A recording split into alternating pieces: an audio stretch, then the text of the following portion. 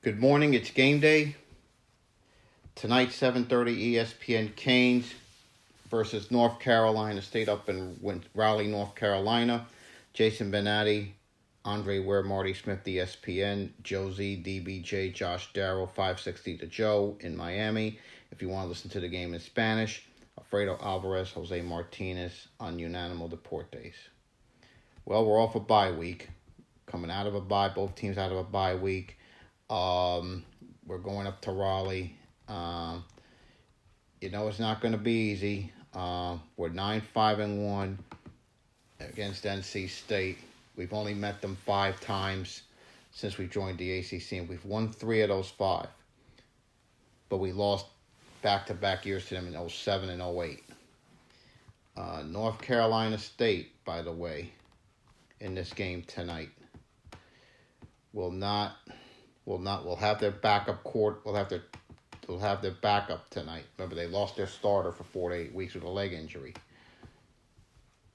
And North Carolina State has some pretty good linebackers, and Wilson, Thomas, and Moore.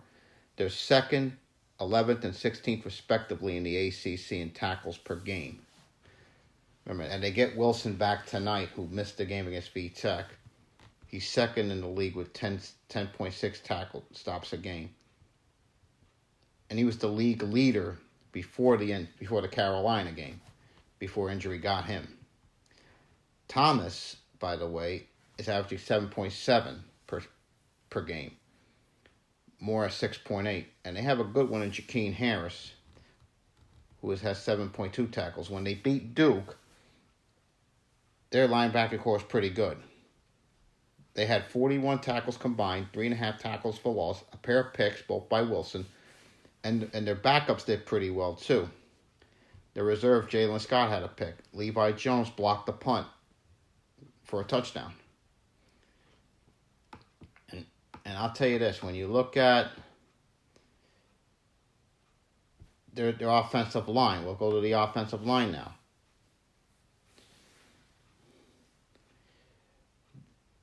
I don't know if they get back Riley tonight, but they've pretty much shifted their guards and tackles on the left side, not so much on the right. Their center's been solid in Gibson.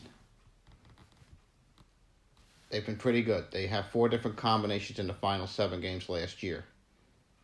It's been constant. Just got to flip some things around there. Let me tell you, one thing Tony Gibson, their defensive coordinator, says he wants on his defense is dogs. Now, what I say by that is tenacious, relentless, aggressive. You know what they even did? They introduced a takeaway bone, similar to our turnover chain, to give you an idea. So, and we can't have the bone come out tonight. We got to make sure that bone of theirs is kept away. Their secondary has been their group of puppies, as North Carolina State calls them. Only 2 seniors on that side, in Val Martin and Daniel Joseph, in the rotation, and the only senior to start on the defensive side of the ball has been Joseph.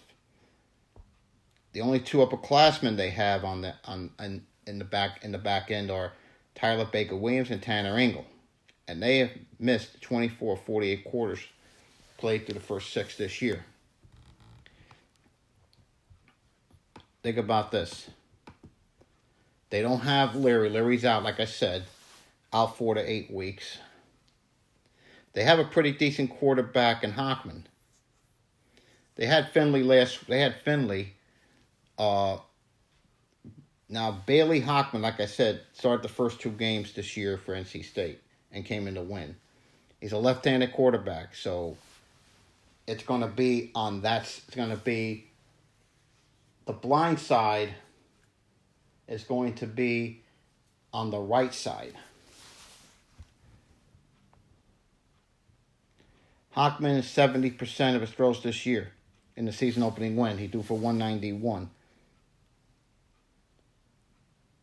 He also threw a pick 6. They threw the 3rd. And he threw 2 more picks in the loss at VTech and then against Carolina. But what they have shown much improvement, and we got to be aware of this tonight, is in the red zone. They've had very good success there. They're now 42nd nationally. And 17 of their 20 scores in the red zone have been TDs. 22 nationally. Here's the thing.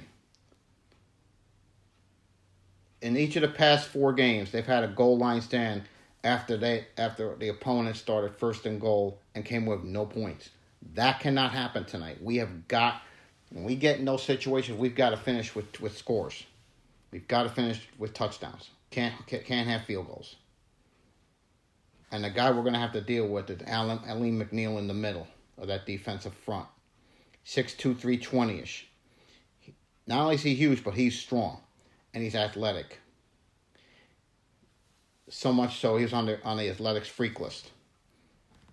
To put it this way, they have another guy, redshirt freshman, is 6'4", 344-ish, redshirt freshman Josh Harris.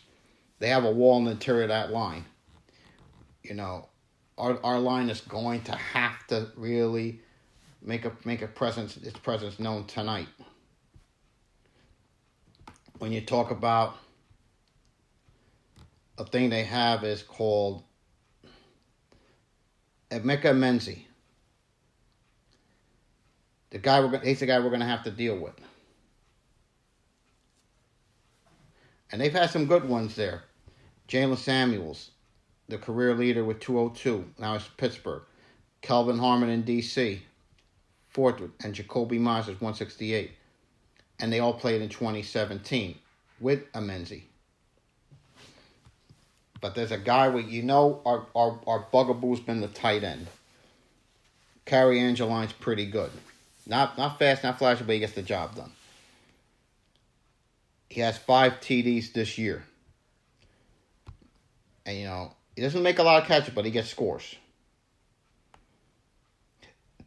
A little note, Manny is coming back to Raleigh for the first time since he was on their staff under Chuck Amato from 2000 to 2005.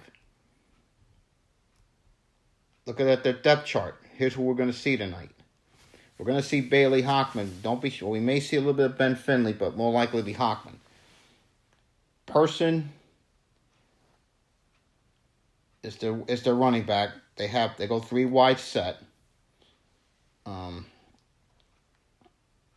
And they have a couple fullbacks in there. But their line, when you average their line, 6'4", 325, 6'4", 294, 6'1", 300, 6'3", 307, 6'4", 304. That's the line you're going to see tonight. But you look at their on their front, the front of their line.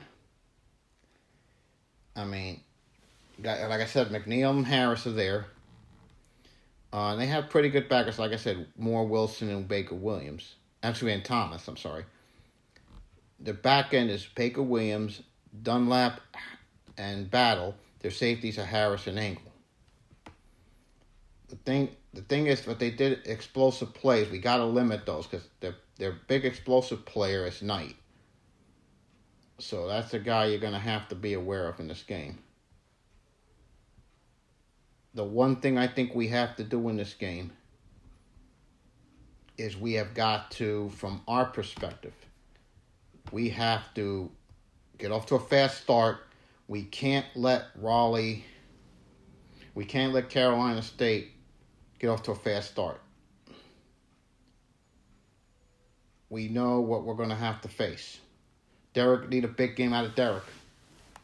The change got to come out at least twice in this ball game. I would like it to come out more than that.